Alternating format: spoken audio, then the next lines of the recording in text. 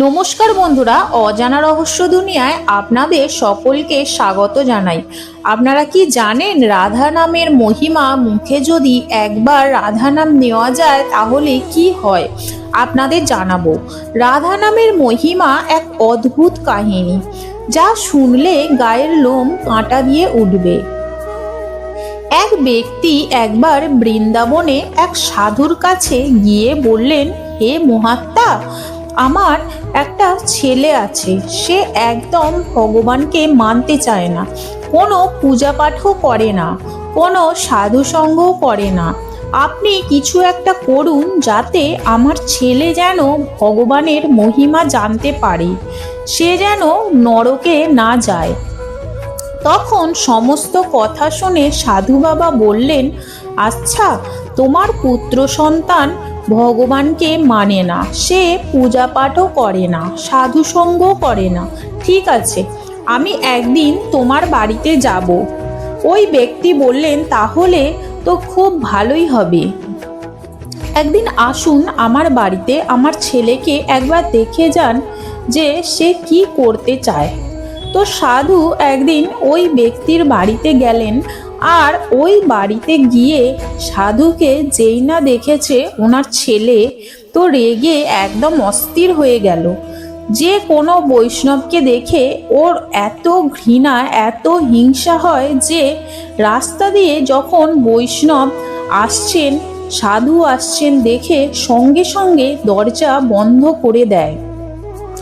সাধু যখন বাড়িতে এলেন তখন ছেলেটির বাবা বললেন যে, দেখুন, আপনাকে আসতে দেখে আমার ছেলে ঘরের দরজা বন্ধ করে দিয়েছে, কারণ ও কোনো সাধুকে দর্শন করবে না, সাধুকে কিছু বলবে না, সাধু দর্শনই করতে চায় না। সাধু বাবা, আচ্ছা তাই নাকি, ও দরজা বন্ধ করে দিয়েছে, ঠিক আছে। তো সাধু বাবা দরজার কাছে গিয়ে বললেন, বাবা, আমি তোমার কিছু বলবো না, একবার আমি তোমার দর্শন করতে চাই আর একটা কথা জিজ্ঞাসা করতে চাই।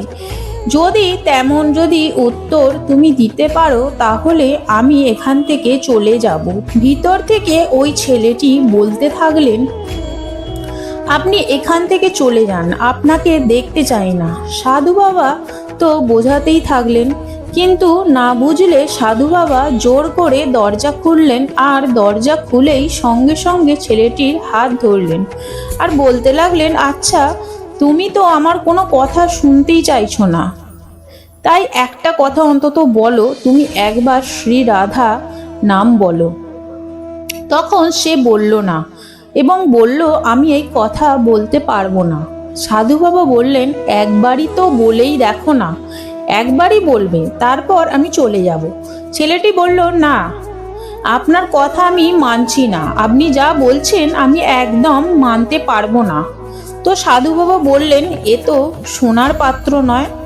তাই তিনি হাতটাকে একদম ঘুরিয়ে ধরে চেপে ধরলেন আর বললেন যে, এইবার বলো শ্রী রাধা। তখন ছেলেটি যন্ত্রণা ছটফট করতে থাকে এবং হাতটা যেই ঘুরিয়ে ধরেছেন, আরও ছেলেটি তখন সাধু বাবাকে বললেন, আমার লাগছে, আমার হাতটা ছেড়ে দিন। সাধু বাবা বললেন, আগে আমি বলছি শ্রী রাধা বলো। তখন বলল, আচ্ছা ঠিক আছে, আমি বলছি শ্রী রাধা। ব্যাস, যখনই শ্রী রাধা উচ্চারণ করলো তখন সাধু বাবা বললেন, ব্যাস, আমার কাজ হয়ে গেছে। বাইরে বেরিয়ে এসে ওনার বাবা জিজ্ঞাসা করলেন, কি হলো, আমার ছেলেটার কোনো সমস্যার সমাধান হলো? সাধু বাবা বললেন, আপনার ছেলের সমস্যার সমাধান হয়ে গেছে, আপনার ছেলে আর নরকে যাবে না। কিন্তু ঘর থেকে বাইরে আসার আগে সাধু ছেলেকে একবার বলেছিলেন যে, তুমি যে এই জোর করে এই শ্রী রাধা উচ্চারণটি করলে, যখন তুমি মারা যাবে তখন যমরাজের কাছে গিয়ে এই কথাটি জিজ্ঞাসা করো যে, একবার রাধা নাম বলার মহিমা কি। এই বলে সাধু বাবা চলে গেলেন। সময়ের কালচক্রে ছেলেটি বৃদ্ধ হয়ে গেলে আর একদিন সময় হয়ে এলো ছেলেটির মারাও গেল। তো মারা যখন গেল তখন সে সাধুর কথা মতো যমলোকে গেল, আর যমলোকে গিয়ে তো জানতেই পারছে যে পাপ পুণ্যের বিচার হয়। ওখানে যখন পাপ পুণ্যের বিচার হয় তখন ছেলেটির খাতা যখন চিত্রগুপ্ত দেখে বলছেন, এ তো শুধু পাপই করে গেছে, কোনো একটাও ভালো কাজ করেনি। যমরাজ জিজ্ঞাসা করলো, আরে চিত্রগুপ্ত, আরে দেখো না, সারাটা জীবন কি শুধুই মানুষ পাপ কর্মই করতে পারে, নাকি কোনো না কোনো ভালো কাজ তো করে থাকবেই। তখন চিত্রগুপ্ত খুঁজে খুঁজে দেখলেন আর বললেন, যমরাজ, একটা জায়গায় নীল কালি আছে।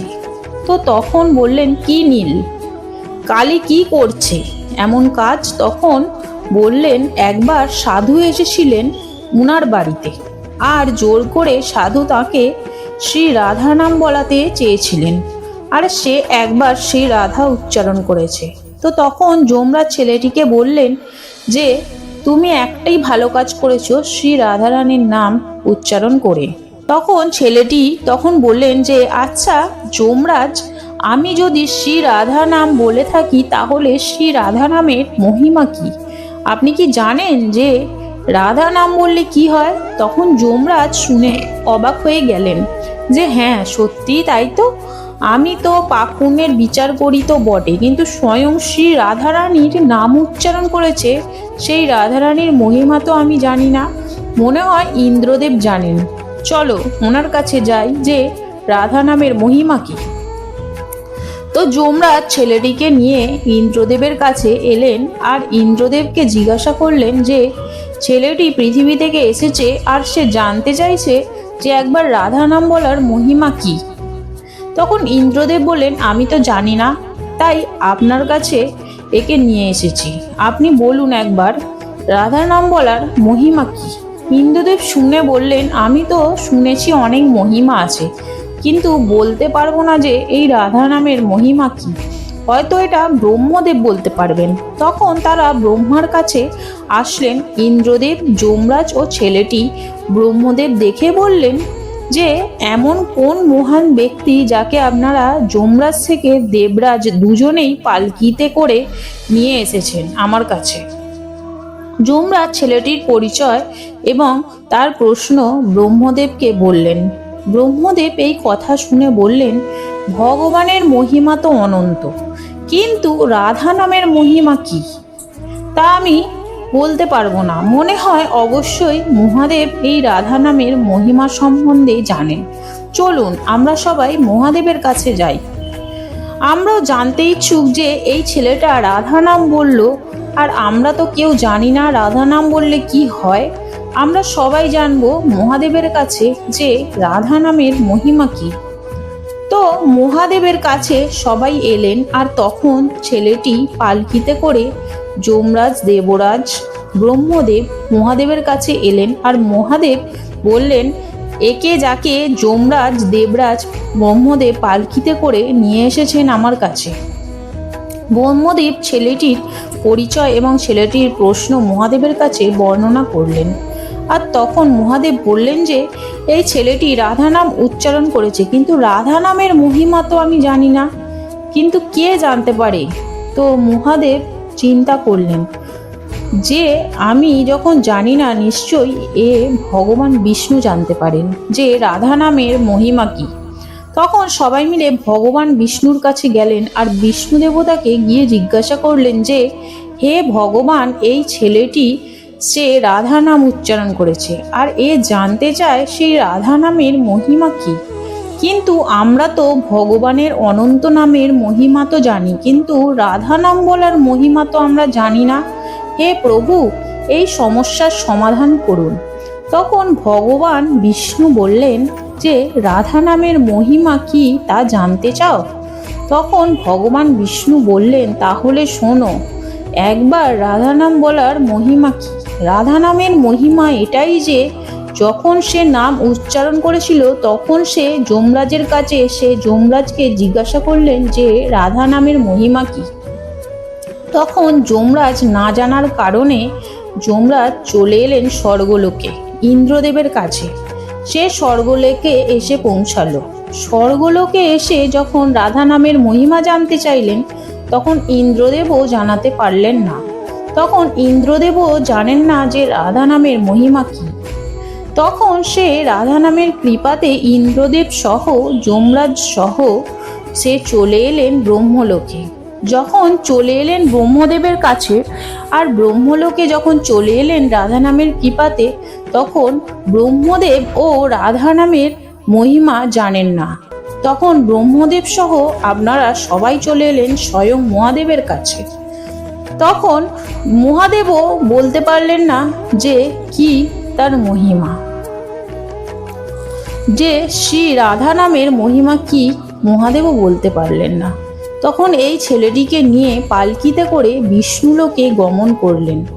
আর বিষ্ণুলোকে গমন করে সে তো আর ফিরে যায় না নরকে। এই হচ্ছে রাধা নামের মহিমা, যে একবার বিষ্ণুলোকে সশরীরে গমন করতে পারে। আর আপনারা যখন সবাই সশরীরে এই ছেলেটিকে নিয়ে এসেছেন, তাহলে বুঝতেই পারছেন রাধা নামের মহিমা কি হতে পারে। যে বিষ্ণুলোকে একবার এসে যায় তাকে আর নরকে যেতে হয় না। আর বিষ্ণুলোকে আসা মানে সে তো গোলক বৃন্দাবন প্রাপ্ত।